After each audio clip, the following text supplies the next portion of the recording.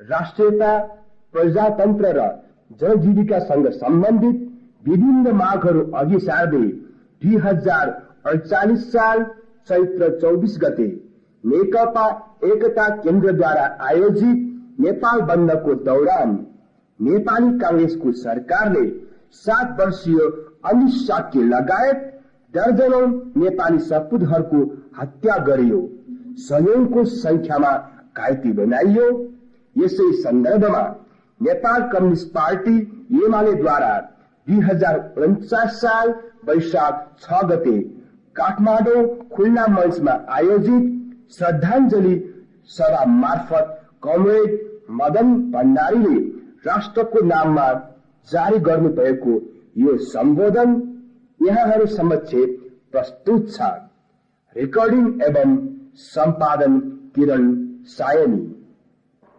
खोला टोला मोहल्लामा हो हल्लाको बजार छ, ढोका खुल्ला नयाँ मुल्ला चार तारे बहार छ।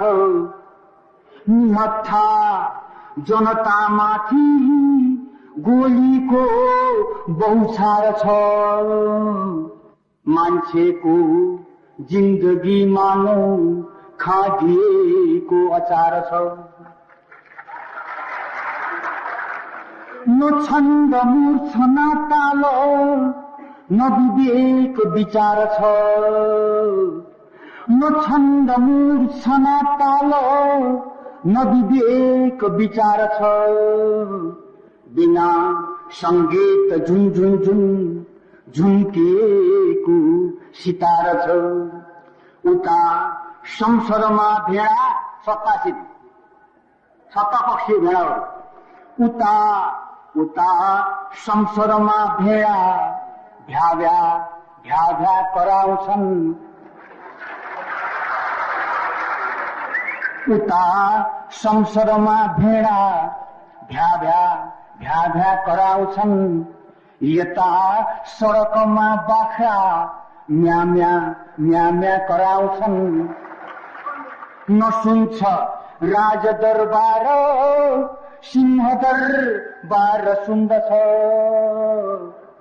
नसुन्छ राजदरबार सिंहदरबार सुन्दछ।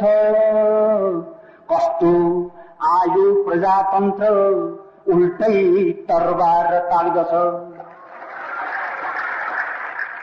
टाटा रगतका होलान् दरबार मार्गमा अझै 46 साल। टाटा रगतका होलान् दरबार मार्गमा अझै गर्दै होलान् हिक्क हिक्क आमा उनका यहाँ अझै। 23-24 गते फेरि रक्त हालमा डुब्यो। कांग्रेसी हातले आज उही बन्दुक पड्कियो। 30 वर्ष नखाएको भोको कांग्रेस जातले। 30 वर्ष नखाएको भोको कांग्रेस जातले। सत्ता सीन भई सत्ता भत्ता खाएर मातले। मान्छेको खुन खाँदैछ नअघाएर भातले। मान्छेको खुन खाँदैछ नअघाएर भातले। मानेन बातले साथी नहानी हुन्न लातले। अन्धार बहिराबाट के खोज्नु मुक्तिको महल। बाघका सामु बाख्राले के पोख्नु जिन्दगी बहल। ढुङ्गाको दिल नै हुन्न परोसिया आँसुको दहल। पार्दैछ देशमा उल्टै मान्छेका रक्तको रहर।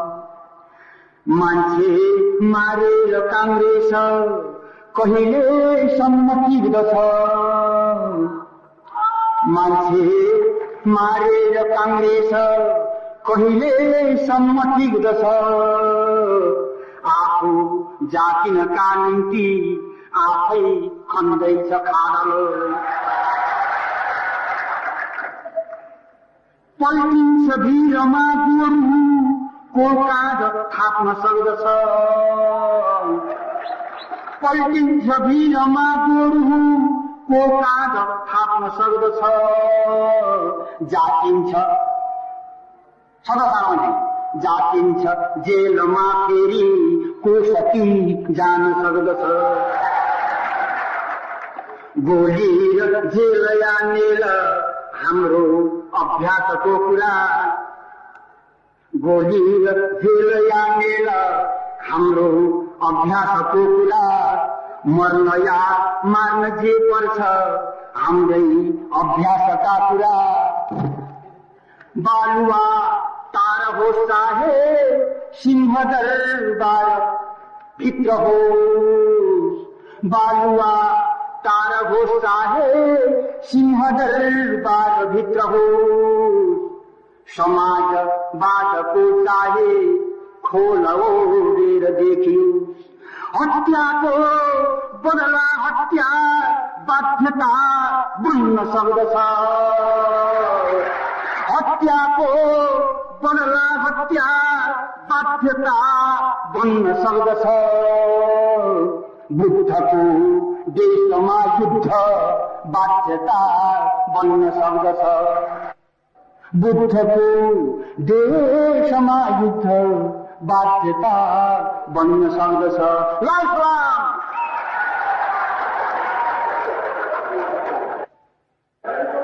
धन्यवाद कवि रामचन्द्र भट्टराईज्यू। अब तपाईहरु समक्ष म आजको यस कार्यक्रमका प्रमुख वक्ता नेकपा एमालेका महासचिव कमरेड मदन भण्डारीज्यूलाई यस मञ्चमा आमन्त्रण गर्दछु। कथित प्रजातन्त्रको नाममा जनताबाट निर्वाचित नेपाली कांग्रेसको सरकारले चैत्र 24 गते गरेको नृशंस हत्याको विरुद्ध मनमा शोक आक्रोश बोकेर श्रद्धाञ्जली सभामा उपस्थित हुनुभएका आदरणीय उपत्यकावासी जनसमुदायहरू, यहाँहरू सबैलाई नेकपा एमालेको केन्द्रीय कमिटिको तर्फबाट, त्यसको महासचिव हैसियतले व्यक्तिगत तर्फबाट समेत हार्दिक संग्रामी अभिवादन। यो श्रद्धाञ्जली सभाका कमरेड सभापति, आदरणीय जनसमुदायहरू, सर्वप्रथम म यहाँहरू समक्ष के अनुरोध गर्न चाहन्छु भने हाम्रो पार्टीका विचार विश्लेषणहरू ती खुला रूपमा यहाँहरू समक्ष हामी प्रस्तुत गर्न चाहन्छौँ र हामी यो पनि चाहन्छौँ कि हाम्रा ती विचारहरूप्रति यहाँहरूको टीका टिप्पणी होस्, यहाँहरूको आलोचना होस् र यहाँहरूको त्यसप्रतिको आफ्नो प्रतिक्रिया, आफ्नो अन्तर्क्रिया जाहेर होस् भन्ने म सर्वप्रथम अनुरोध गर्न चाहन्छु। वास्तवमा के अहिले कुन लहरको कारणले गर्दाखेरि देशमा आन्दोलनको यही स्थिति उत्पन्न भएको छ कि यो कुनै बाध्यताको उपज हो?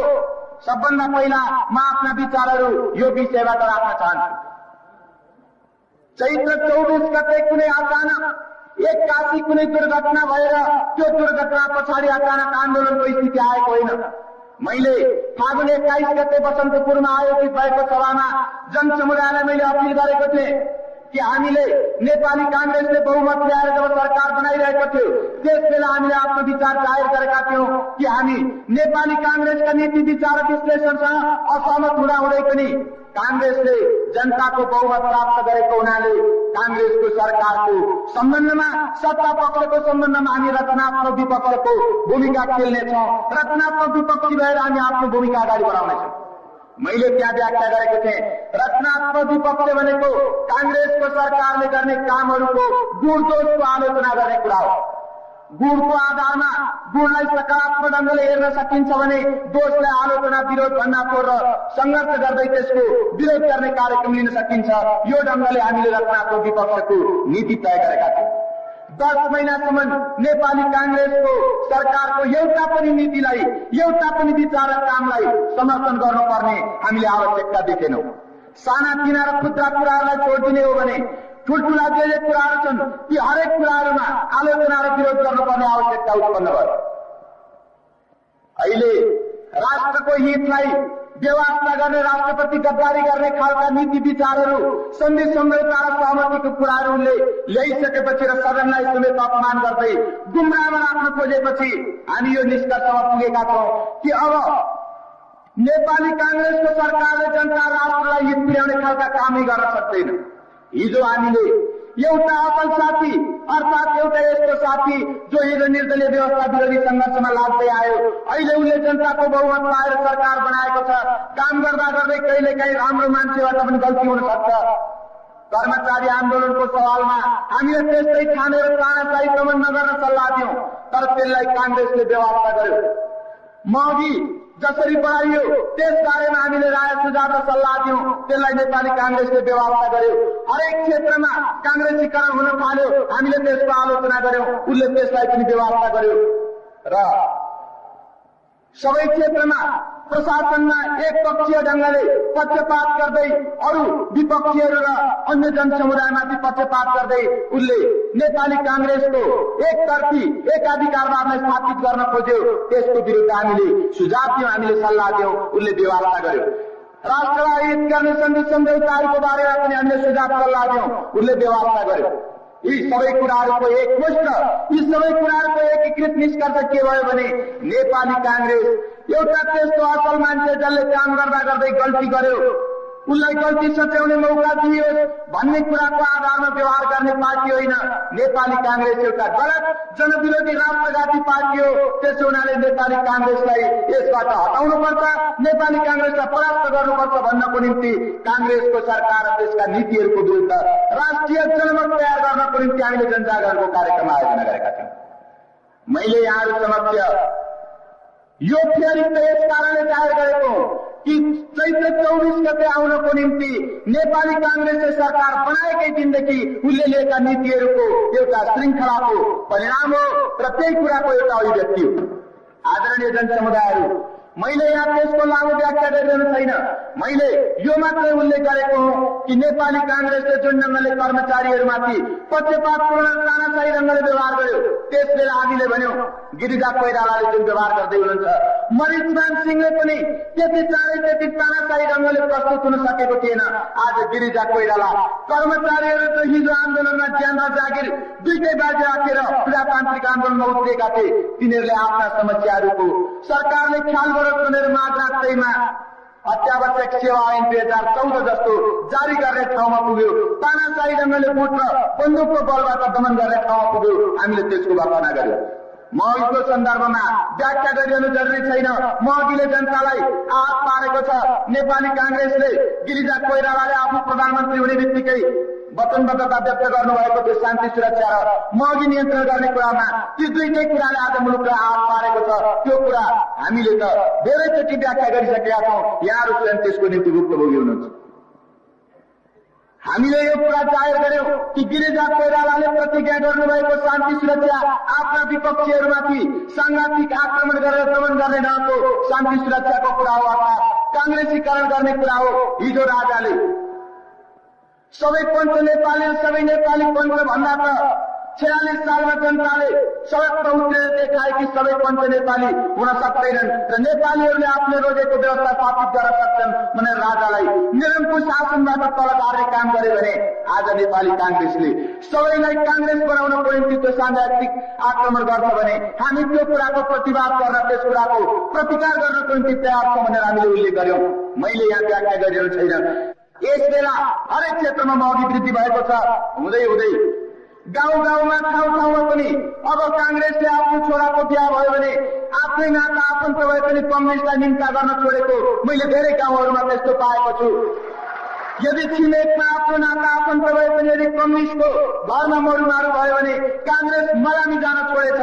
त्यो कुरा मैले थाहा पाएको छु। यो ढंगले आज नेपाली कांग्रेसले झिनो बहुमत पाएर जुन सरकार बनाएको छ यसलाई नै शाश्वत आदेश हो र चिरञ्जीवी नेपाली कांग्रेसको सरकार चिरञ्जीवी छ भन्ने भ्रम पालेर गाउँ गाउँमा त्यो खालको एउटा अनुचित कुराहरूले लागू गरिरहेको छ। ती कुराहरूको विरुद्ध पनि हामीले आवाज उठाउँदै आएका छौं। यसै बेला एकता केन्द्रले चैत्र 24 को बन्द कार्यक्रम आयोजना गर्यो। हामीले चैत्र 24 वा त्योभन्दा अघि पछिका एकता केन्द्रका कार्यक्रमहरूप्रति हामीले नैतिक समर्थन जनायौं। यस बारेमा पनि अहिले केही भ्रमहरू, केही उल्टनहरू र केही टीका टिप्पणीहरू आइरहेका छन्।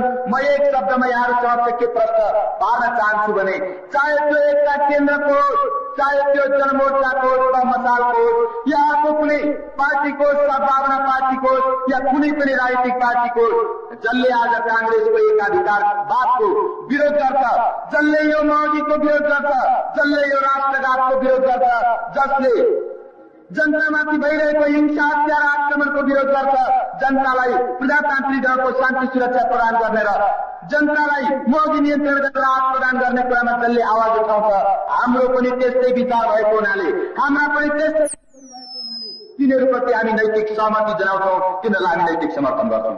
त्यसो हुनाले हाम्रो नैतिक समर्थनको यो अर्थ थिएन कि अमुक एउटा चैत्र 24 को आन्दोलनलाई मात्रै समर्थन अथवा 25 र 23 को आन्दोलन मात्रै समर्थन भन्ने कुरा होइन। यो जुन आन्दोलनको निम्ति गर्नुपर्ने जुन देश हो, जुन आधार हो, त्यो आधारलाई नै वास्तवमा एउटा समानता, समान ढंगको एउटा सहमति भएको हुनाले हामीले नैतिक समर्थन गरेका हौं। आदरणीय जनसमुदायहरू, चैत्र 24 गतेको निम्ति यो पृष्ठभूमि नेपाली कांग्रेसले 10 महिना अगाडि बनाएको सरकारले लिएका नीतिहरूको पृष्ठभूमिलाई नहेर्ने हो भने मलाई लाग्छ हामी यो आन्दोलनको आवश्यकतालाई बुझ्न सक्दैनौं। र मैले यहाँहरू समक्ष अघि प्रश्न राख्ने, यो आन्दोलन रहरको कुरा हो कि यो बाध्यता हो? यदि रहरको कुरा हो भनेर जसरी सत्ता पक्षले चित्रण गरिरहेको छ, नेपाली कांग्रेस यस्तो ढंगले विश्लेषण गरिरहेको छ कि विपक्षीहरू कम्युनिस्ट भएको हुनाले, कम्युनिस्टहरू संसदीय व्यवस्थामा विश्वास नगर्ने हुनाले उनीहरूले अकारण पनि विरोध गरिरहेका छन् र हाम्रो काममा बाधा पारिरहेका छन् भनेर जसरी व्याख्या गरिएको छ। मैले यो श्रृंखला यहाँहरू समक्ष राख्नुको तात्पर्य के हो भने वास्तवमा यो आन्दोलन आज एउटा बाध्यताको उपज हो र यो बाध्यताको स्थितिमा हामीले आफ्ना कार्यक्रमहरू अगाडि सारेर यहाँहरू समक्ष आन्दोलनको निम्ति, अग्रगतिको निम्ति, आफ्ना समस्याहरू हल गर्नको निम्ति आफै अगाडि बढ्नुपर्छ भन्ने सवाललाई लिएर हामी आफ्ना विचारहरू अगाडि सारिरहेका छौं। आदरणीय जनसमुदायहरू, चैत्र 24 गते भएको घटना यहाँहरूले आफै सहभागी भएर देख्नु भएको छ। मैले त्यस बारेमा अरू केही धेरै व्याख्या गर्नु छैन। मैले आफै त वास्तवमा म यस बीचमा सुदूरपश्चिममा नेपाली कांग्रेसले जहाँका जनताको बहुमत पाएर अहिले सरकार बनाउन सक्यो, त्यो ठाउँमा म जनजागरण कार्यक्रम लिएर गएको थिएँ। त्यसो भएको हुनाले मैले प्रत्यक्ष रूपमा देख्न सकिन, तर यहाँहरूबाट, यहाँका प्रचार सामग्रीहरूबाट मैले यही आएर जे कुरा देखेँ, वास्तवमा चैत्र 24 गते जुन ढंगले ससाना नानीहरूलाई, जो आफ्ना घरभित्र बसिरहेका थिए त्यस्ता नानीहरूको हत्या भयो, जो आफ्नो पेशा व्यवसायमा आफ्ना कामहरूमा संलग्न भएका नागरिकहरू थिए उनीहरूको हत्या भयो, विदेशी पर्यटकहरूमाथि गोली चलाइयो, सामान्य जनसाधारणहरूमाथि गोली चलाइयो भनिरहनु जरुरी छैन।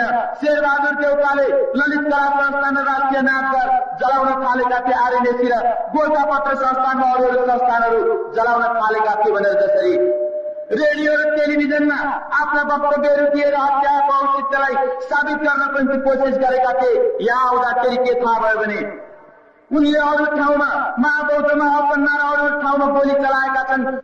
यसबाट म के राख्न चाहन्छु भने नेपाली कांग्रेसको सरकारले, नेपाली कांग्रेसले के वास्तवमा चैत्र 24 गतेदेखि आफ्ना विपक्षीहरूमाथि, खास गरिकन वामपन्थी विपक्षीहरूमाथि र आम जनताहरूको विरुद्ध के युद्धको घोषणा गरेको?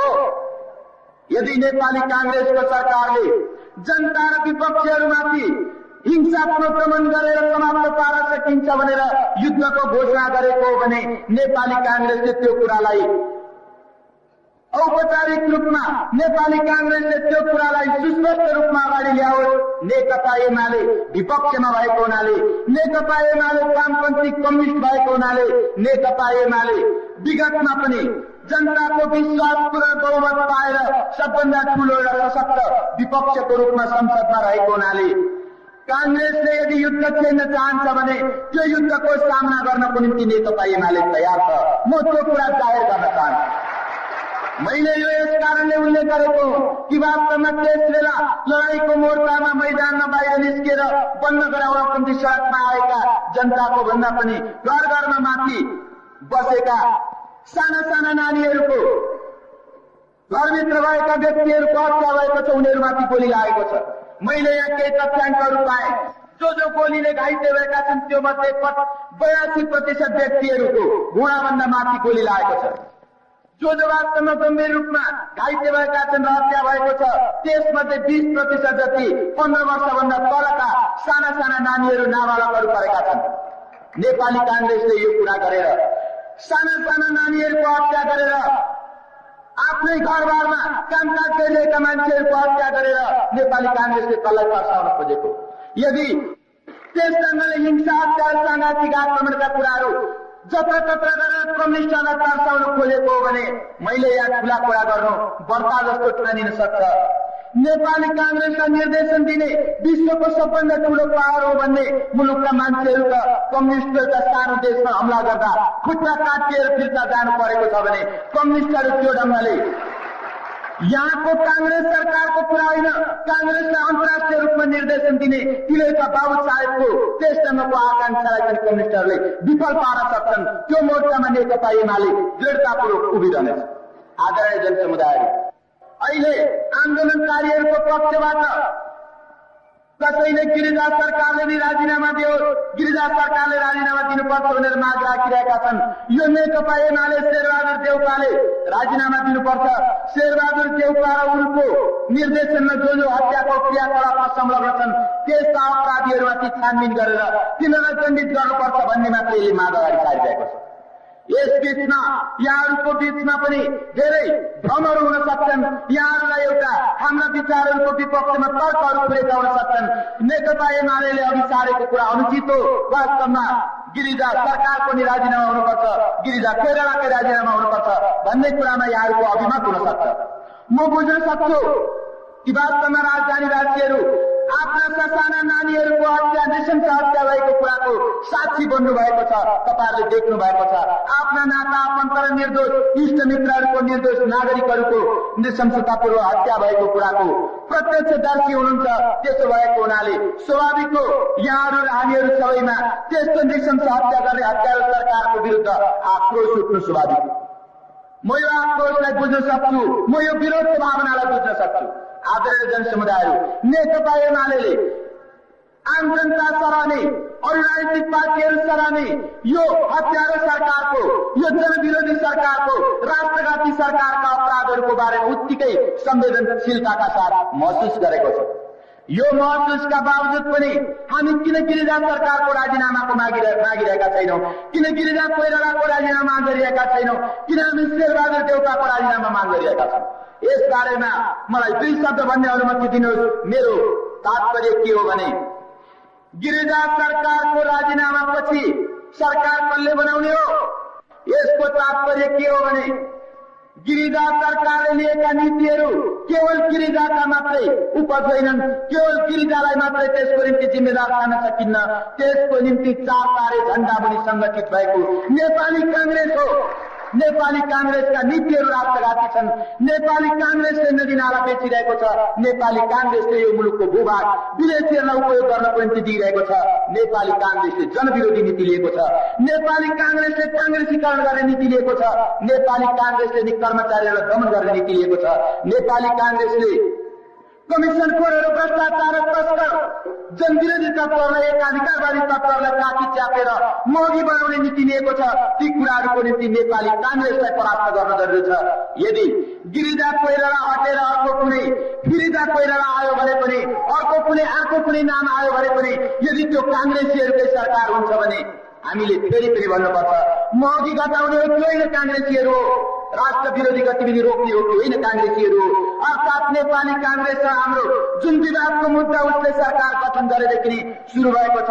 चैत्र 24 गतेको घटना घट्नुभन्दा अगाडि हामी जुन मागहरू राखेर जनताको सामु गइरहेका थियौं त्यो प्रश्न फेरि पनि आफ्नो ठाउँमा जीवित नै रहने।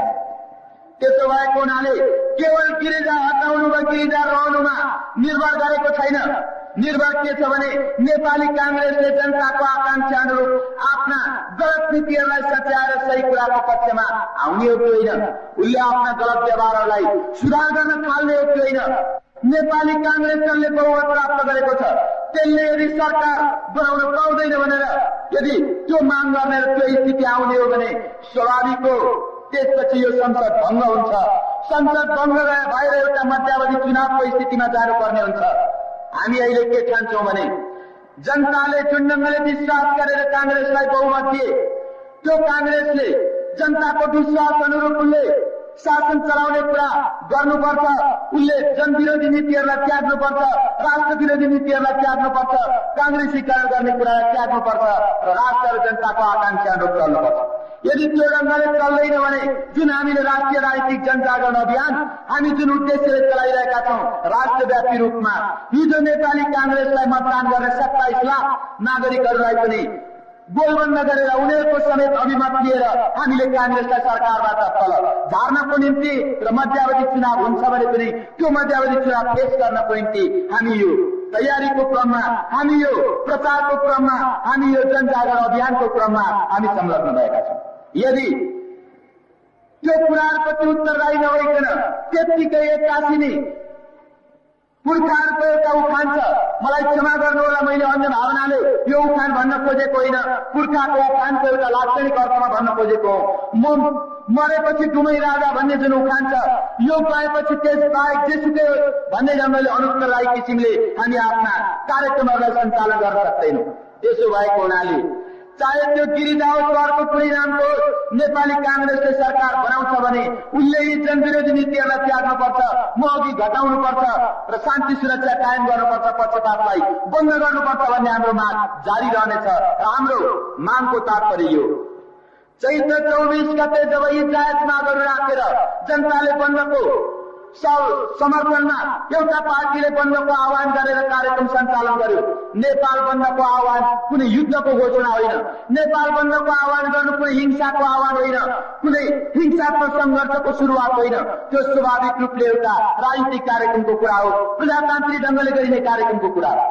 तर त्यस कार्यक्रममा हिंसात्मक ढङ्गले दमन गर्ने काम जुन गृह मन्त्रालयले गर्यो र त्यो गृहमन्त्री जसले वास्तवमा बन्दुक चलाउने आदेश दियो अनि त्यो गृहमन्त्री जसले अहिले समेत अनेकचोटि आफ्ना वक्तव्यहरू फेरेको छ, अनेकचोटि आफ्ना भनाइहरू फेरेको छ। मैले एउटा पत्रिकामा देखेको थिएँ, तपाईँले हवाई फायर गरेर तपाईँले त्यो ढङ्गले झ्यालमा बसेका मान्छेहरूलाई, मोर्चामा नआएका मान्छेहरूलाई किन हत्या गर्नु हो भन्दा गृहमन्त्री भन्छन् त्यो त हवाई फायर गर्दाखेरि लाग्यो होला नि।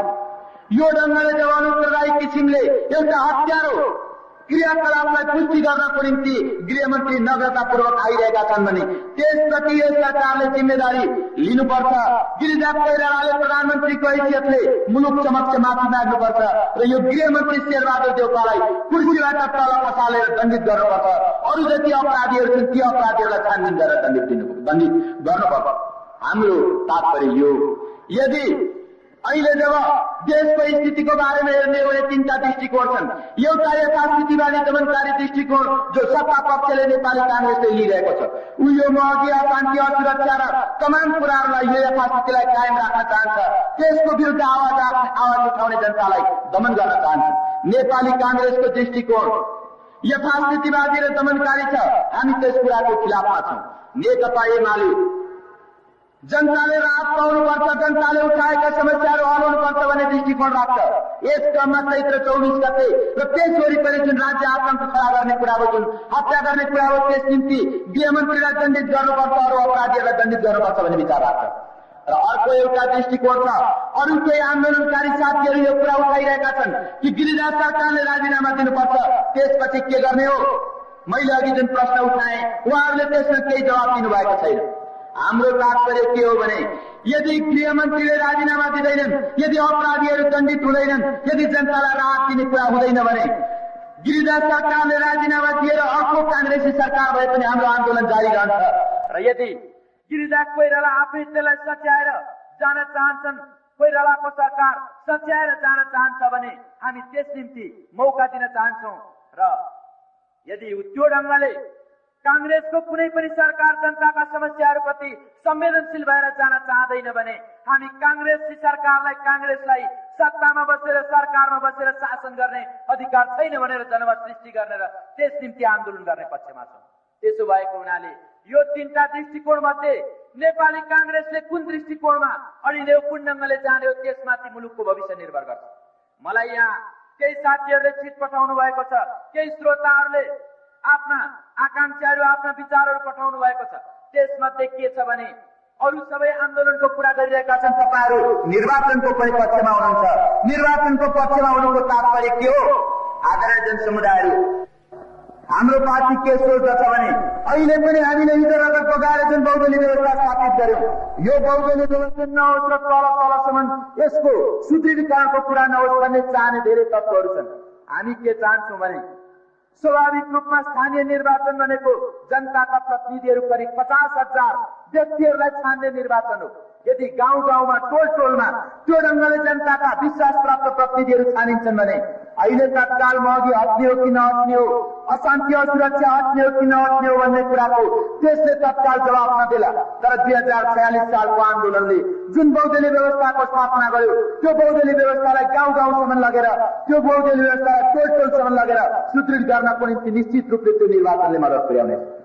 त्यसो भएको हुनाले हामी बहुदलीय व्यवस्थाको सुदृढीकरणको निम्ति, प्राप्त भएका अधिकारहरूको रक्षाको निम्ति, जनताका स्थानीय तहका समस्याहरूको समाधान गर्ने निकायको निरूपणको निम्ति जनताका विश्वास प्राप्त प्रतिनिधिहरूले त्यो कुराको जिम्मा लिनुपर्छ भन्ने कुराको निम्ति समेत हामी स्थानीय निर्वाचन समयमै हुनुपर्छ भन्ने कुराको पक्षमा छौँ।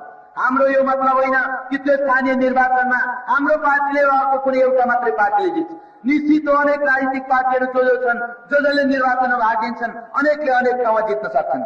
जोसुकैले जितोस्, तर जनताले विश्वास गरेका प्रतिनिधिहरूले बहुदलीय व्यवस्थामा वर्तमान संविधानको आधारमा यदि प्रतिनिधिहरू छान्छन् भने त्यसले बहुदलीय व्यवस्थालाई सुदृढ बनाउनको निम्ति, बहुदलीय व्यवस्थालाई स्थापित गर्नको निम्ति मद्दत पुर्याउँछ।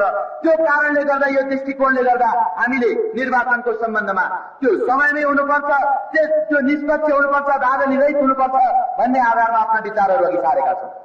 आदरणीय जनसमुदायहरू, अहिले आकस्मिक रूपमा चैत्र 24 गतेदेखि अचानक यो स्थिति उत्पन्न भएको र त्यसको पृष्ठभूमि केही नभएको हुन्थ्यो भने यो बेग्लै खालको विषय बन्ने थियो।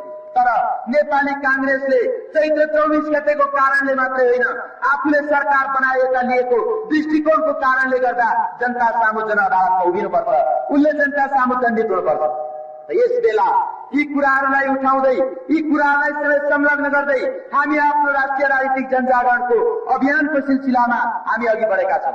मैले यहाँहरू समक्ष के कुरा पनि आफ्नो दुविधालाई अगाडि सार्नु छ भने चैत्र 24 गतेको कार्यक्रममा व्यापक जनसमूह सडकमा उत्रियो, व्यापक ढङ्गले सरकारको मूल्य नीति र अन्य तमाम कुराहरूको विरोध गरियो। तर त्यस यता 26, 27, 28 गतेका कार्यक्रमहरूतिर जनसहभागिता किन त्यति उत्साहजनक रूपमा छैन?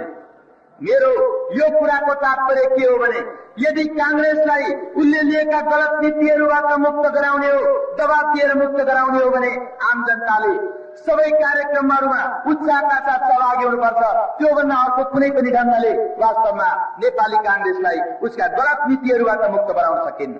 आदरणीय जनसमुदायहरू, आज यस स्थितिमा यो बेलामा हामीले नेपाली कांग्रेसका नीतिहरूको विरुद्ध, उसका विचार क्रियाकलापहरूको विरुद्ध पूर्वदेखि पश्चिमसम्म अभियान सञ्चालन गर्दाखेरि, खास गरिकन सुदूरपश्चिमतिर मैले अभियान सञ्चालन गर्दाखेरि मैले धेरै ठाउँमा के पाएँ भने आज जनताहरू नेपाली कांग्रेसले हिजो जुन खालको झुटा आश्वासनहरू दिएर बहुमत प्राप्त गरेको थियो त्यो कुराको खिलाफमा जनता यो ठाउँमा पुगेका छन् कि वास्तवमा यो कांग्रेसको सरकार भन्दा, यो बहुदलीय व्यवस्था भन्दा त बरु हिजोकै पञ्चायती व्यवस्था नै बेस थियो भन्ने ठाउँ पुगेका छन्। मैले खास गरिकन सुदूरपश्चिमतिर यस खालका कुराहरू पाएँ। ती कुराहरू सुनिसकेपछि, ती थाहा पाइसकेपछि म एउटा के निष्कर्षमा पुगेँ भने मैले एउटा कथा हेरेको थिएँ। त्यो कथा के थियो भने एउटा पुरेत रहेछ, एउटा बाहुन बाजे रहेछ एउटा गाउँमा। त्यो बाहुन बाजेले मरिसकेका मान्छेहरू घाटमा लैजाँदाखेरि त्यो घाटबाट उसले मृत्यु कर उठाउँदो रहेछ। जतिसुकै गरिब भए पनि, जतिसुकै दुःख पाएको भए पनि घाटको कर नतिरिकन, मृत्युको कर नदिकन लास बिसाउने दिँदो रहेछ। यसबाट जनताहरू आजित भएर अत्यन्त त्यो पुरेतको विरोधी भएछन् र पछि पुरेत मर्ने बेला अब ऊ मर्यो। मर्नुभन्दा अगाडि उसले छोरालाई भनेछ, हेर छोरा हो, मैले जुन पेसा गरेँ, मैले जुन व्यवसाय गरेँ, यी गाउँलेहरू सबै असन्तुष्ट छन् मदेखि। त्यसो भए तिमीहरू यो ढङ्गले काम गर कि तिमीहरूको कामबाट वास्तवमा पुरेत बाजे ठिकै थिए भन्ने किसिमले जनतालाई, गाउँलेहरूलाई परोस्। छोराहरू भएको हुनाले बाबुको निम्ति यति काम गर भनेर मर्ने बेला बाबुले भनेछ। मरिसकेपछि छोराहरूले विचार गरे हाम्रो बाको यस्तो भराइ थियो, अब हामीले कसरी काम गर्ने हो। उनीहरू के निष्कर्ष पुगेछन् भने अब हामीले यो पेसा त गर्नै पर्छ, यो व्यवसाय त गर्नै पर्छ, तर यस निम्ति अब हामीले घाटमा गएर कर उठाउने होइन, जहाँ मान्छे मर्छ हामीले घरैमा गएर जोर जबरजस्ती गरेर भए पनि कर ट्याक्स उठाउनु पर्छ। त्यसपछि छोराहरूले मान्छे मर्न पाएको छैन, घरमा उसको सास प्राण निस्किन पाएको छैन, तिनीहरू गएर जबरजस्ती कर उठाउन थालेछन्। केही समयपछि गाउँलेहरू निष्कर्ष पुगेछन् कमसे कम उनीहरूको बाबुले घाटसम्म त जान दिन्थ्यो, यी छोराहरूले त घरैमा आएर गर्न थाले, घरैमा कर ट्याक्स उठाउन थाले। मैले यो कथाबाट के निष्कर्ष बताउन खोजेको हो भने नेपाली कांग्रेसको 10 महिने सरकारले आज जनतालाई यो पारेको छ कि योभन्दा त बरु पञ्चायती बेलानी पञ्चायत नै असल थियो। अर्थात् पञ्चायतले 30 वर्षमा जुन ढङ्गले जनतालाई दमन गर्यो त्योभन्दा यो 10 महिनामा नेपाली कांग्रेसको सरकारले अझ चर्को ढङ्गले दमन गरेको छ। त्यसो हुनाले त्यही पुरेतका छोरा जस्तो नेपाली कांग्रेस पञ्चायतका वफादार छोरा जस्तो भएर काम गरिरहेको छ। त्यसो भएको हुनाले आज यो राजनीतिक स्थितिमा हामीले केवल आक्रोश कुण्ठा र आवेगको आधारमा मात्रै होइन, एउटा राजनीतिक विश्लेषणको आधारमा, एउटा राजनीतिक निकासको आधारमा हामीले आफ्नो आन्दोलनलाई, आफ्नो अभियानलाई अगाडि बढाउनु पर्छ। म आज समक्ष के अनुरोध गर्न चाहन्छु भने आज 3 खालका राजनीतिक दृष्टिकोणहरू जो मैले अघि उल्लेख गरेँ तिनीहरू त छँदैछन्, तर त्यसबाहेक यस्ता खालका तत्त्वहरू पनि छन् जो कुनै पनि किसिमको अस्थिरता होस् र धमिलो पानीमा माछा मार्न पाइयोस् भनेर पनि मौका झुकेर लागिरहेका छन्। हामी यदि नेपाली कांग्रेसले आजका यी अपराधी चैत्र 24 का आफ्ना अपराधीहरूलाई दण्डित गर्ने कुरामा सहमत भएर जनतालाई राहत दिने कुरामा सहमत भएर सुधार गर्दै अगाडि जाने कुरामा पहल कदमी लिँदैन भने, सत्ता पक्ष त्यो कुराको निम्ति तयार हुँदैन भने हाम्रो पार्टी नेपाली कांग्रेसलाई सत्ताच्युत गर्नुपर्छ भन्ने ढङ्गले पनि अगाडि जान तयार छ। र स्वाभाविक कुरा हो, चाहे त्यो निर्वाचनको कुरा होस् या अन्य कुनै अधिवेशनको कुरा हो, तिनीहरू भनेको त राष्ट्रको जीवनमा स्वाभाविक रूपले आउँदै रहने कुराहरू, तर ती कुराहरूप्रति निर्वाचनका कुराहरू वा अधिवेशनका कुराहरू या स्वाभाविक दैनिक जीवनका कुराहरूप्रति व्यवस्था गरेर र भोलि के हुने हो भन्ने कुराप्रति व्यवस्था गरेर अनुत्तरायी ढङ्गले हामी आफ्ना गतिविधिहरू अघि बढाउन सक्दैनौँ। र मैले यस बेला यो चैत्र 24 को सिलसिलामा भएका हिंसा हत्याको विरुद्ध पार्टीले अघि सारेका मागहरूको मैले धेरै व्याख्या गरिरहनु पर्दैन, पूर्ववक्ता कमेन्टरले पनि त्यसमा राखिसक्नु भएको छ। हामी के चाहन्छौँ भने हामीले के माग अगाडि सारेका छौँ भने जसरी हत्या गर्दै 25,000 रुपियाँ सहुलियत दिएर गोहीको आँसु झार्ने खालको सरकारी क्रियाकलाप, कांग्रेसी क्रियाकलाप देखिन्छ। के 25,000 मोल तोकेर मान्छे मार्न पाइन्छ? यदि 25,000 मूल्य तिरेर मान्छे मार्न पाइन्छ भने 25,000 मूल्य तिरेर आफ्ना राजनीतिक विरोधीहरूलाई मार्न पाइन्छ भने नेकपा एमाले पनि आफ्ना विरोधीहरूलाई मार्नु पर्दा 25,000 जम्मा गर्नको निम्ति ऊ कुनै हिचकिचाउने छैन। 25,000 हातमा लिएर आफ्ना विरोधीहरूमाथि जाइ लाग्न सक्छ। मेरो तात्पर्य 25,000 मान्छेको मोल हुन सक्दैन। अहिले मोल तोकेर होइन, एउटा दुर्घटना, एउटा असावधानी, एउटा जनविरोधी दृष्टिकोणको कारणले गर्दा मान्छेहरूको हत्या भयो भनेर यदि कांग्रेसको सरकारले स्वीकार गर्छ भने उनले मारिएका व्यक्तिहरू, मृतकका परिवारहरूलाई कम्तीमा पनि 1 लाखको राहत प्रदान गर्नुपर्छ। अहिले जति युवाहरू, जति त्यस्ता बालकहरू अपाङ्ग भएर अस्पतालमा रहेका छन् त्यस्ता अपाङ्गहरूको जीविकाको ग्यारेन्टी गरिनुपर्छ। मृतकका परिवारहरूको रोजगारीको निम्ति, उनीहरूको उपचारको निम्ति विशेष व्यवस्था गरिनुपर्छ।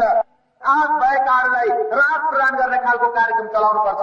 हामीले यी कुराहरू अगाडि सारेका छौँ। हामीले हत्या गर्ने हत्याराहरूको छानबिन गर्नको निम्ति, दोषीलाई दण्ड दिनको निम्ति एउटा सर्वदलीय आयोग बनाउनु पर्छ भन्ने माग राखेका छौँ।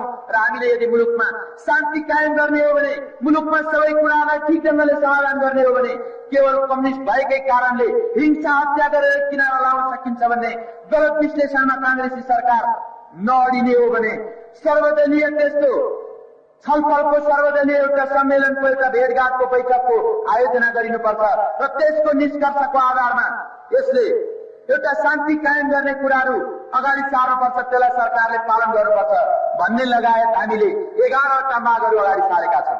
हामीले बिजुलीको मूल्य घटाउने कुरा, पानीको महसुल घटाउने कुरा र अरू जो ज्वलन्त महँगीका समस्याहरू छन्, दैनिक उपभोगका महँगीका समस्याहरू छन्, ती कुराहरूलाई हटाउनुपर्छ भन्ने माग अगाडि सारेका छौँ। हाम्रो तात्पर्य के हो?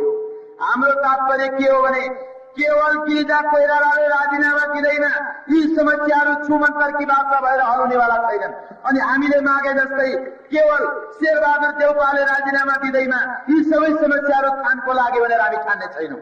सत्ता पक्षले यो सोचोस्, कांग्रेसका नेताहरूले यो सोचुन् कि केवल शेरबहादुर देउपालाई राजीनामा दिलाएर एमाले शान्त हुनेछ। हाम्रो त्यो मतलब होइन। हाम्रो मतलब के हो भने अपराधीहरूले दण्ड पाउनुपर्छ। त्यसबाहेक सुरुदेखि नै जनताले जुन महँगी र अशान्तिको विरुद्ध जुन आवाज उठाएका छन्, ती समस्याहरू हल हुनुपर्छ। ती समस्यालाई सकारात्मक ढङ्गले लिनुपर्छ। यदि त्यो सकारात्मक ढङ्गले लिनको निम्ति नेपाली कांग्रेस तयार छैन, गिरिजा कोइरालाको सरकार तयार छैन भने कोइरालाको प्रधानमन्त्रीको कुर्सी मुनि राको जोस्ने काम, मसाल जोस्ने काम एमाले लगातार जारी राख्नेछ। हामी यति नै कुराहरूमा त्यसलाई समाप्त गर्ने र शान्तिका साथ, अमन चैनका साथ हामी बस्ने पक्षमा छैनौँ। जहाँसम्म निर्वाचनको कुरा हो, निर्वाचन जुन निर्धारित समयमा छ, त्यो निर्धारित समयमा नै निर्वाचन हुनुपर्छ। निर्वाचनबाट 50,000 विश्वास प्राप्त प्रतिनिधिहरूलाई निर्वाचित गर्नुपर्छ। तिनीहरू मार्फत यदि प्रतिगामी तत्त्वहरूले यो बहुदलीय व्यवस्थालाई उल्टाउन चाहेका छन् भने त्यसलाई विफल पार्ने खालको अझ आधारलाई मजबुत बनाउनुपर्छ। चाहे त्यो जसले जितोस्, त्यसको फैसला गर्ने कुरा जनताको हातको कुरा हो। तर त्यस दौरानमा पनि कांग्रेसले गरेका ज्यादतीहरूलाई पूर्वपक्षको निम्ति, कांग्रेसले गरेका ज्यादतीहरूलाई जनताको सामु निर्णय गर्नको निम्ति हामी प्रस्तुत गर्नेछौँ। र मैले भनिरहनु जरुरी छैन, न्यायाधीशको कुर्सीमा बसेका जनताले पक्ष र विपक्षका सबै कुराहरू सुनेर पूर्वपक्षको काम गर्नुपर्छ।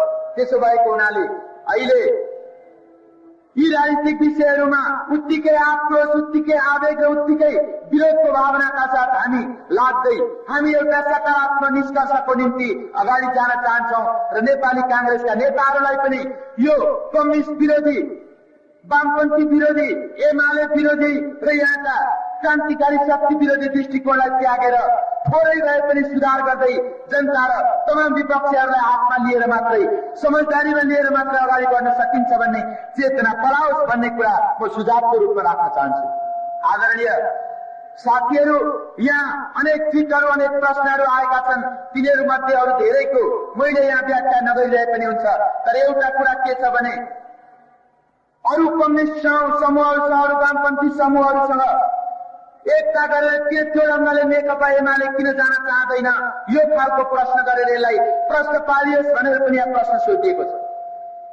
म यसमा के भन्न चाहन्छु भने नेकपा एमाले एकताबद्ध भएर जान तयार छ।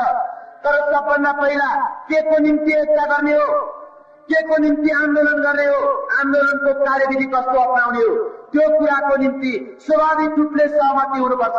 यदि त्यसमा सहमति हुँदैन भने हामी यो अत्याचारका विरुद्ध, यिनै अत्याचारका कुरालाई मुद्दा बनाएर आफ्ना ढङ्गले कार्यक्रम निर्धारित गरौँ, एक अर्कालाई विरोध नगरौँ, एक अर्कालाई नैतिक समर्थन गरौँ। त्यो ढङ्गले चाहिँ हामी अत्याचारको विरुद्ध, जनताका समस्या समाधानको निम्ति अगाडि जान सक्छौँ। यदि एकताको कुरा गर्ने हो भने तीनटा कुराहरूमा समानता हुनु जरुरी छ। एउटा त अहिलेको परिस्थितिको विश्लेषण गर्ने कुरामा समानता हो। म फेरि यहाँ समक्ष दोहोर्याएर भन्न चाहन्छु, वर्तमान परिस्थितिको विश्लेषण गर्दा एकता गर्ने समूहहरूमा समान ढङ्गको दृष्टिकोण होस्, त्यो कुराको जरुरत छ। दोस्रो, यो आन्दोलनको लक्ष्य के हो, अहिलेको तात्कालिक अभियानको लक्ष्य के हो, त्यो लक्ष्यमा पनि समानता हुनु जरुरी छ। तेस्रो कुरा, अहिले यो अभियानलाई अगाडि बढाउनको निम्ति, यो आन्दोलनलाई अघि बढाउनको निम्ति कस्तो कार्यविधि अपनाउने हो, त्यो कार्यविधिमा पनि समानता हुनु जरुरी छ। म आफ्ना कुराहरू दुई शब्दमा अगाडि सार्ने हो भने वर्तमान परिस्थिति भनेको हामीले स्थापित गरेको बहुदलीय व्यवस्था सुदृढ नभइसकेको, हामीले प्राप्त गरेका अधिकारहरू अहिले पनि अस्थिर रहेको र यसलाई दुरुपयोग गर्दै कांग्रेस प्रजातन्त्रको मसिया हो भनेर जनतामाथि दमन गरिरहेको, निरङ्कुशतावादी तत्त्वहरूसँग गठबन्धन गरिरहेको यो स्थिति छ। हिजो राजाले, हिजो दरबारीहरूले, हिजो पञ्चायती तत्त्वहरूले आफूलाई राष्ट्रियताको मसिया भनेर, राष्ट्रियताको भगवान हो भनेर, राष्ट्रियताको ईश्वर हो भनेर 30 वर्ष जनतालाई ठगे भने आज नेपाली कांग्रेस आफूलाई प्रजातन्त्रको मसिया ठानेर, प्रजातन्त्रको भगवान हो भनेर जनतालाई ठग्ने प्रयत्न गरिएको छ। हामी दुई कुराको खिलाफ छौँ। कांग्रेसलाई हामी प्रजातन्त्रको मसिया ठान्दैनौं, हामी दरबारीहरूलाई राष्ट्रियताको मसिया ठान्दैनौं। राष्ट्रियता वा प्रजातन्त्रको मसिया, राष्ट्रियता वा प्रजातन्त्रको भगवान भनेका त जनता हो। जनताको हातमा सार्वभौम सत्ता आइसक्यो। अब त्यो श्रीपेशले पनि जनताको सार्वभौम सत्ता पालन गर्नुपर्छ। त्यो बालुवाटारको छोटे राजाले पनि त्यही कुरालाई पालन गर्नुपर्छ।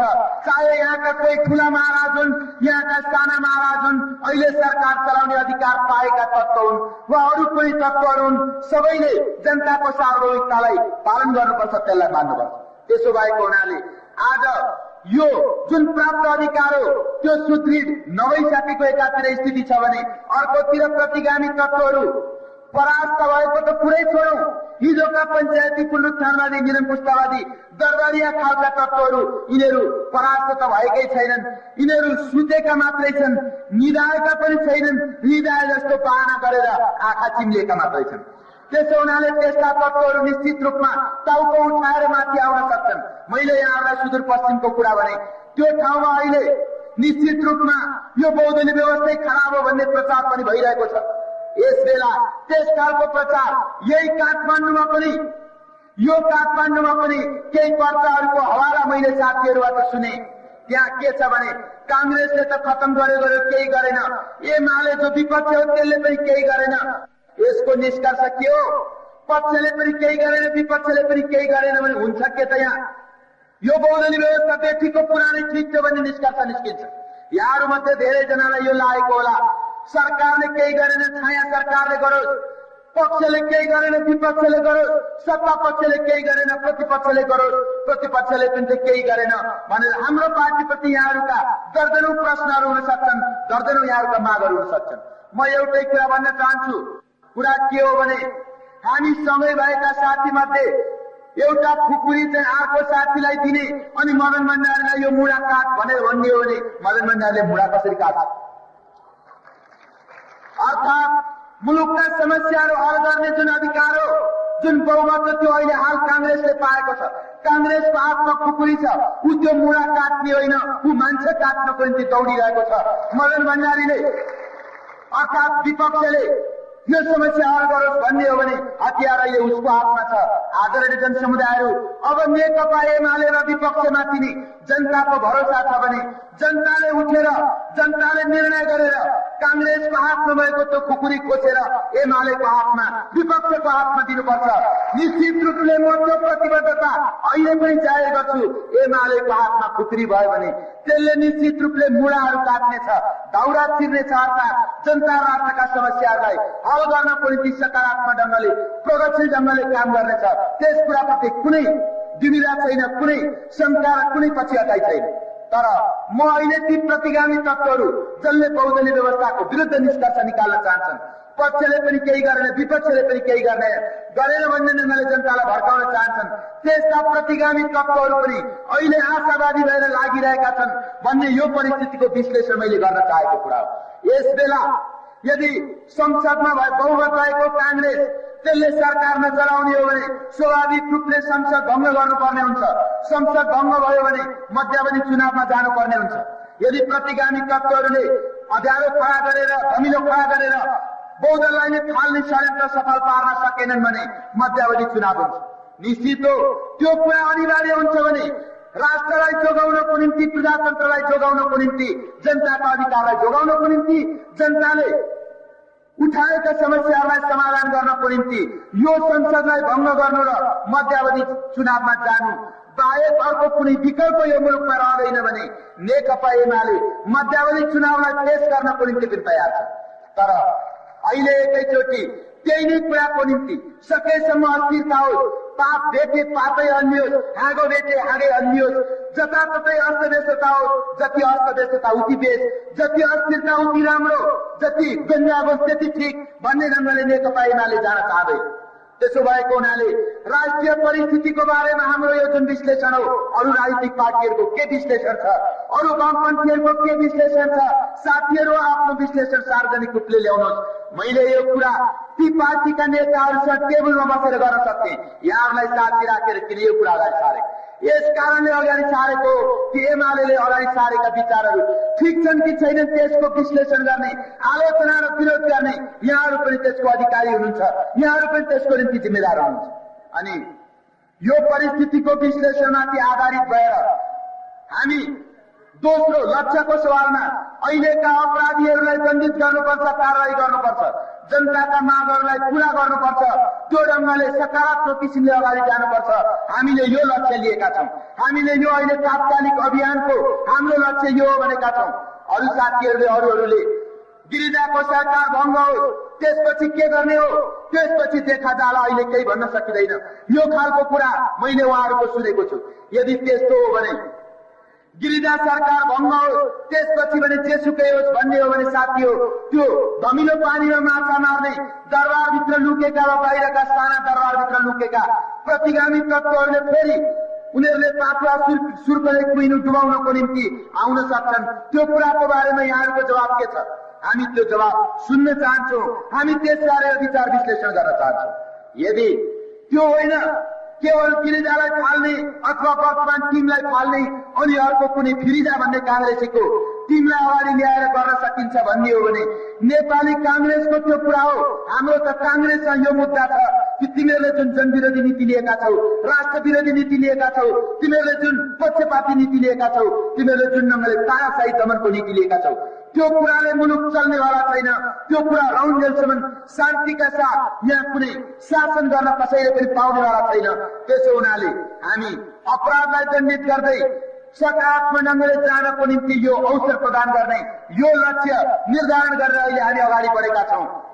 यदि कुनै अर्को विकल्प रही त्यत्तिकै ध्वंसको मात्रै पक्ष अगाडि सार्ने, रचनात्मक या निर्माणको पक्ष अगाडि नसार्ने हो भने यो लक्ष्यमा पनि समानता हुन सक्दैन। त्यसको कुरा कार्यविधिको कुरा हो। कार्यविधिको सन्दर्भमा म के भन्न चाहन्छु भने हाम्रो पार्टी व्यापक रूपमा अझ ठोस रूपमा भन्दा काङ्ग्रेसलाई मतदान गर्ने 27 लाख जनतालाई पनि हामी यो सोध्न चाहन्छौँ, के तपाईहरूले, के आदरणीय जनसमुदाय हो, दाजुभाइ दिदीबहिनीहरू हो, तपाईँहरूले नेपाली काङ्ग्रेसलाई यस कारणले जनादेश दिनुभएको हो कि उनले यो मुलुकका नदी नालाहरू बेचोस्, यो देश बेच्नको निम्ति तपाईँहरूले मतदान गर्नुभएको हो, आफ्ना विरोधीहरूलाई सांघातिक आक्रमण गर्नको निम्ति तपाईँहरूले मतदान गर्नुभएको हो? हामी उहाँहरू समक्ष यो प्रश्न राख्न चाहन्छौँ। यदि महँगी बढाउनको निम्ति, हत्या गर्नको निम्ति, देश बेच्नको निम्ति, मनपरी गर्नको निम्ति तपाईँहरूले जनादेश दिएको होइन भने काङ्ग्रेसले विश्वासघात गरेको छ। त्यो विश्वासघातको विरुद्ध उठ्नुहोस् भनेर हामी व्यापक एउटा जनलहरको रूपमा, हामी त्यस्ता डेमोन्स्ट्रेसनको रूपमा, त्यस्ता प्रदर्शनको रूपमा, जुलुसको रूपमा र विभिन्न कार्यक्रमको हिसाबले जनलहर सृष्टि गरेर हामी यो सरकारलाई, काङ्ग्रेसलाई परास्त गर्ने, यसलाई पछाडि हटाउने, यसलाई तल झार्ने त्यो कार्यविधि अप्नाउने पक्षमा छौँ। र हामी यस्तो कार्यविधि अप्नाउने पक्षमा छैनौँ कि धेरै जनतालाई त सामेल गरिएको छैन, धेरै जनतालाई त बुझाइएको छैन, तर कुनै ठाउँमा मुठभेड सृष्टि गरेर, कुनै ठाउँमा 10-20 जना मान्छेहरूले घेरा हालेर आफ्ना औचित्यपूर्ण भए पनि ती मागहरूलाई अगाडि सार्दै हुन्छ भने हुन्छ, हुँदैन भने कथालो समाउँछौँ, हुँदैन भने हामी मुक्त हान्छौँ भन्ने ढङ्गले एउटा त्यो मुठभेडको सृष्टि गरेर अनि त्यस आधारबाट त्यहाँबाट उत्पन्न हुने परिणामहरूलाई क्यापिटलाइज गर्न खोजेर त्यस आधारमा मात्रै लडाई अघि बढ्छ भन्ने हामीलाई लागेको छैन। त्यसो हुनाले कार्यविधिको हिसाबले हामी प्रजातान्त्रिक ढङ्गले, प्रजातान्त्रिक तरिकाले काङ्ग्रेसलाई, यो सरकारलाई र प्रतिगामी तत्त्वहरूलाई डिफिट दिन चाहन्छौँ, जनतालाई साथ लिएर डिफिट दिन चाहन्छौँ। केही थोरै आफ्ना कार्यकर्ताहरूको बलको आधारमा निश्चित ठाउँहरूमा मुठभेड गर्ने कुराको आधारमा होइन। यहाँहरूको के सोचाइ छ? परिस्थितिको विश्लेषण र लक्ष्यको निर्धारण र कार्यविधिको एकरूपता हुनुपर्ने कुरामा यहाँहरूको के राय छ? यहाँहरूले आफ्नो राय राख्न सक्नुहुन्छ। अरू राजनीतिक पार्टीहरू छ, यिनै कतिपय कारणहरूले गर्दा हामी यो निष्कर्षमा पुगेका छौँ कि साथी हो, तपाईँहरूले र हामीले उठाएका मुलुकका मुद्दाहरू एउटै छन्, तर त्यो मुद्दालाई कसरी चलाउने हो भन्ने सन्दर्भमा तपाईँहरूको परिस्थितिको विश्लेषण, तपाईँहरूले निर्धारण गर्नुभएको लक्ष्य, तपाईँहरूले अप्नाउनु भएको कार्यविधि र हाम्रो ती कुराहरू सम्बन्धी दृष्टिकोणमा फरक छ। त्यसो भएको हुनाले हामी आफ्ना ढङ्गले कार्यक्रम अगाडि सार्दै पारस्परिक नैतिक समर्थन गर्ने, पारस्परिक एउटा सद्भाव राख्ने ढङ्गले हामी अगाडि जान सक्छौँ। हामीले अरू समूहहरूसँगको दृष्टिकोणप्रति हामीले यिनै कुराहरूलाई अगाडि सारेका छौं। त मैले यहाँहरू समक्ष यी कुराहरू निवेदन गरे। मैले सुदूरपश्चिमका जनताको सन्देश यहाँहरू समक्ष एक शब्दमा सुनाउनु छ।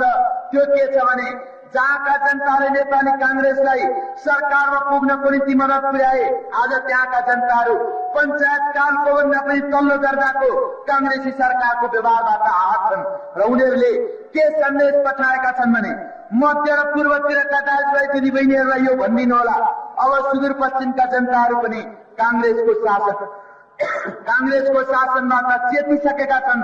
अब जुनसुकै ठाउँमा ब्यालेट उठाएर फैसला गर्नु पर्दा पनि हामीहरू कांग्रेसका विपक्षमा छौं। परिस्थितिले यदि बुलेट उठाएर फैसला गर्नुपर्ने बनायो भने त्यो बुलेट उठाएर फैसला गर्दा पनि हामी कांग्रेसको विपक्षमा रहनेछौं। यो कुरा बताइदिनु होला भनेर सुदूरपश्चिमका जनताले भनेका छन्। आदरणीय जनसमुदायहरू, नेपाली कांग्रेसको विरुद्ध जसरी राष्ट्रिय जनमत बनिरहेको छ, त्यो राष्ट्रिय जनमतलाई सुगठित र सुदृढ बनाउनको निम्ति राजनीतिक पार्टीहरूले निर्धारण गरेका विचार नीति र कार्यक्रमहरूको बारेमा आफ्ना टिप्पणीहरू अगाडि सार्दै यहाँहरू सहभागी हुनुहुनेछ। यहाँहरू सबैलाई त्यही हार्दिक आह्वान गर्दै म फेरि चैत्र 24 गते मारिनुभएका नागरिकहरूप्रति, मारिनुभएका शहीदहरूप्रति हार्दिक श्रद्धाञ्जली अर्पण गर्दै, घाइते हुनुभएकाहरूको शीघ्र स्वास्थ्य लाभको शुभकामना प्रकट गर्दै, चैत्र 17 गतेदेखि जुन राज्य आतंक सृष्टि गरियो, त्यो राज्य आतंकको क्रममा आहत भएका अरू आम जनसमुदाय र विभिन्न वर्ग पेशा तहका जनसमुदायप्रति हार्दिक सहानुभूति र संवेदना प्रकट गर्दै म आफ्ना कुराहरू यही अन्त्य गर्न चाहन्छु। हवस् त, धन्यवाद। Thank